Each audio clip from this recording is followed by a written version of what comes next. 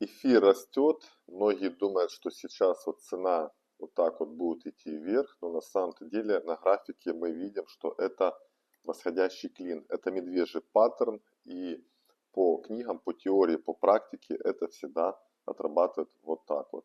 Тем более сейчас эфир пришел под сильное сопротивление, ранее здесь он тестировал 5-6 раз, он отталкивался, и цена потом возвращалась к верхней границе, то есть он с первого раза не мог пробить. Ну и, соответственно, в данный момент эфир торгуется под этим сопротивлением. То есть с первого, со второго и даже с третьего раза он его не сможет пробить. Почему? Потому что даже с пятого, шестого раза, да, были какие-то соколы вот здесь вот, но цена быстро возвращалась.